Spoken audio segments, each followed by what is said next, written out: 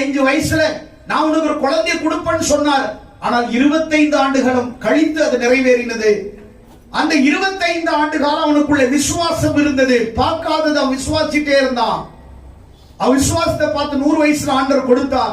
ஆனா 100 வயசுல கொடுத்த ஈசாக்க ஆண்டவர் சொல்றார், இப்ப எனக்கு பலி கொடுன்றார். இப்ப விசுவாசத்தை, அந்த விசுவாசத்தை சோதித்து பார்த்தார், அதுலயும் வல்லவனாயிருந்தான். இப்ப குழந்தையை கொடுத்துட்டு குழந்தையை எனக்கு பலி கொடுன்னு கேட்கிறாரு. இந்த விசுவாசம் எப்படி இருக்குதுன்னு சோதிச்சு பார்க்கிறாரு. ஆமாண்டவரே, ஈசாக்கை நான் பலி கொடுக்கிறேன் என்று ஈசாக்கை கூட்டிட்டு மோரியா மலைக்கு போகும் பொழுது ஈசாக்கு ஆபிரகாமை பார்த்து கேட்கிறான், அப்பா நம்மிடத்துல கட்டை இருக்குது, விறகு இருக்குது, கத்தி இருக்குது, ஆடு எங்கப்பான்னு கேட்கிறான் பலி செலுத்துறதுக்கு. ஆனால் ஈசாக்கு உன்னதான் பலி செலுத்தணும்னு ஆண்டவர் சொன்னாருப்பான்னு வெளிப்படையா சொல்லாம அவன் சொல்றான், கர்த்தர் பார்த்து கொள்ளுவா.